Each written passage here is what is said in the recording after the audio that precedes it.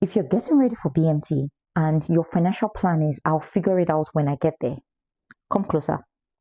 This video is an intervention, one that you really need to hop on right now. Welcome back to Life Lately with Sandy. I will talk about life, growth, BMT, military life, all of the above that comes with it.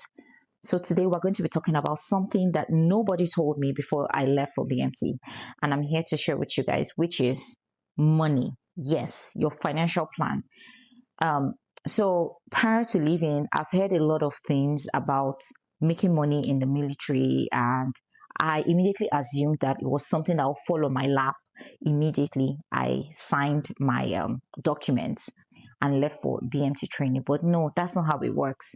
So I want you to make sure you are very well informed, so that way you can plan better and not have any surprises hit you while you're at BMT somewhere, okay? For those of you who don't know what BMT means, it is basic military training. Navy is usually about 8 weeks, I believe, and then the Army has that theirs for about 3 months. So if you notice, all of these are between 2 to 3 months, and it's very important that you have everything set out before leaving so you can be successful while you're there and not worry away. Okay, so listen up. Before I move on, let me paint a picture for you real quick. So I definitely have my own set of responsibilities financially with my partner, my spouse. So it was very important that I had everything set up before leaving. Now, when I ran my numbers and compared it to what I was earning while I was working, lo and behold, when I got there, I found out that some people were not getting paid. Luckily for me, I was getting paid. However, I noticed that what I assumed I would be getting paid was not what was on paper. Secondly, the items they give to us were actually from our paycheck. You know how they tell you that when you get there, you get a credit card, right? Yes, you get a credit card. And that credit card is $500 deducted from your paycheck. So it is very crucial that you have extra savings before leaving for BMT. So if you've not started working towards that, this is your sign. Get to work. For the purpose of this video, I've decided to break down the things that you should check off in terms of finance before you leave. Number one, know your numbers. Know your numbers. What are your fixed expenses? What are the needs of your family? Not the wants, the needs that needs to be running before you leave. And then how much were you bringing in? Okay. And then lastly, you need to know how much you will be getting paid during BMT, depending on your state and your status or rank. So for those of us who have our bachelor's, master's degree, you will be getting paid, and you are in the Air National Guard, you will be getting paid as an E3 during your BMT.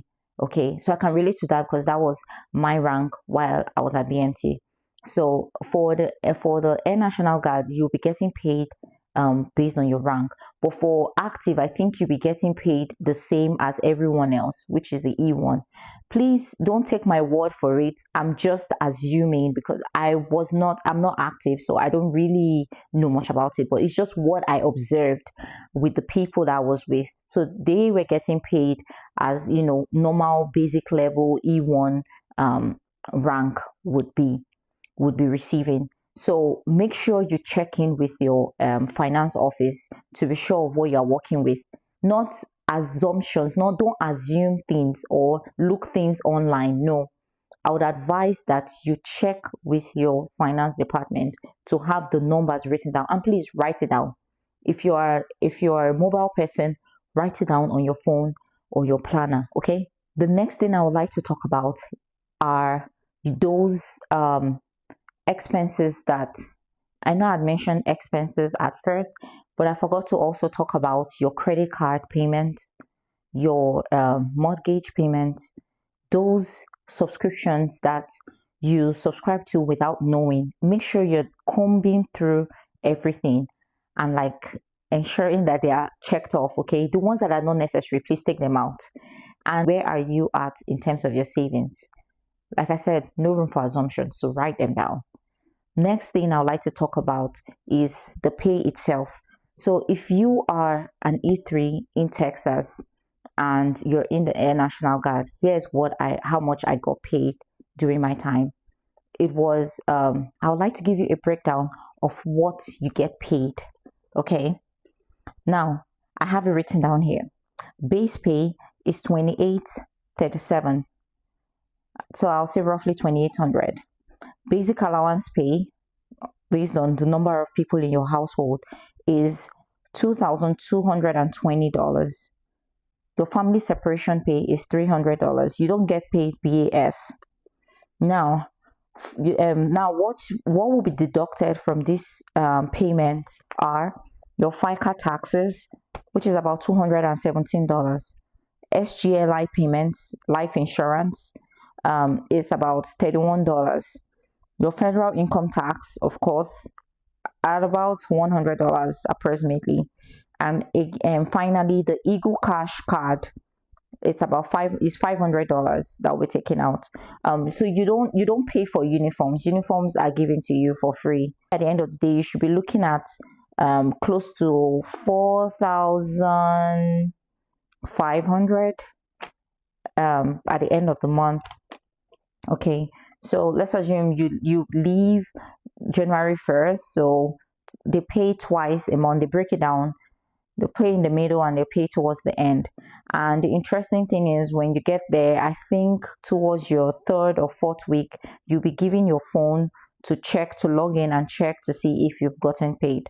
So that's one good thing too that they did that I loved. I really, really loved that, because a lot of people found out in the middle of the month that they were not getting paid. And trust me, some people got to the last week and still were not getting paid. It's not as if you won't get your money. You will definitely get your money. It's just in the meantime, if you've not done the proper preparations towards this by informing all these companies, your car insurance company, for example, mortgage, not health insurance, because health insurance is covered. If you've not told all of the people, deducting money from your account about your involvement in the military, then you're definitely in trouble, because you're going to be charged late payment fees. People are going to be calling you up and down, and you could lose some services, especially if your family is depending on it, which is why I'm here to let you know that you need to prepare ahead of time. Have it up. Honestly, if you don't have enough money to cover for at least 1 month in your savings, I would advise you build that up before you leave for BMT, just to be safe. The next thing I would like to talk about is something that you won't believe so many people do not know about, is the power of attorney. Now, let me explain. It does not necessarily mean it's only for those with kids. As much as those with kids could benefit more from it, you as a property owner, as a car owner, whatever it is that you have owned by you, you really need to make sure you have this fixed. You go to your legal department, or they're going to give you a legal document for you to set up your power of attorney. You have to have this ready. It's basically letting people know when you have that document, you give it to any trusted person. It could be your mom, your spouse, your boyfriend, whoever. Just letting people know that, hey, you're out for BMT at this time, and for the time being, you would like the person who has this document to be in charge of your property, of your payments, of whatever it is. This person, in case you fall behind on anything, that person can step in. Let's assume you did not have your account set up correctly. This person can actually pay on your behalf. Okay, they can actually pay on your behalf or call these companies on your behalf. It is very important. I can't stress this enough, because you don't know what may happen during BMT. So have this set up. Okay, the next step is, guess what? SCRA and other military benefits. Yes. So this one, I did not know that I had access to it from the moment I enlisted. So it took me right up to a month towards my preparation before leaving for BMT to discover that I had to have set it up like months earlier, and I've been enjoying all these benefits, which is why I'm here to let you know. Please learn from this. Once you sign that document, start calling your credit card companies, call your car company, call your mortgage company, call your landlord. Let them know I am now in the military, I'm now a service member, and I heard about this SCRA benefits. I would like to sign up for it. You are eligible for at least, at most 6%. That's the cap on the percentage interest on all of your loans. It could be, like I said, your credit card loan, student loan company, all of the above, anything on loan or monthly payments that you have in your house. Call that company and let them know. Some people go as low as 1%. Some people will even ask you, hey, would you like to pause your payment? Because the good thing is, while you're serving, right, while you're on active duty, which is doing BMT, you're not, as in, if you miss a payment, that's another good thing too. If you miss a payment, they don't have the right to charge you any interest, because they are aware of the rule, they are aware of the law that you are currently serving the country, and so for that reason, you're unable to meet your payment at the time. So that's why you have to be very loud about it, okay? Take advantage of these benefits I'm telling you right now, honestly. And then if you have a spouse, this is the best time for you to sign up for a credit card with your spouse, okay? Like, have a home credit card. In case of any emergency, you're unable to meet up with the payment you set up, right? Or let's assume there's a problem in the payment system, and you didn't get paid during maybe the 2 weeks or that month. Your spouse can actually use the credit card and do whatever it is that needs to be done. That way you get to keep your interest rates very low, sometimes at 0%, and you enjoy the benefits with your spouse. Yes. And remember, the SCRA benefit is not only for military members, it's also for their spouses as well. So whoever it is you're claiming as your dependent can benefit from this too. Just take note of that. And still speaking on benefits, I would like to talk about the thrift saving plan. The thrift saving plan is kind of like your 401k with the BMT. So there is this match that kicks in as well. So if you contribute 1%, the military will match it up. Okay, I've forgotten what the cap is, but I know people will advise you to start immediately so you can start benefiting from the match. But if you know that financially you are tight, it's advisable to not contribute at all in your initial phase. You can pause this.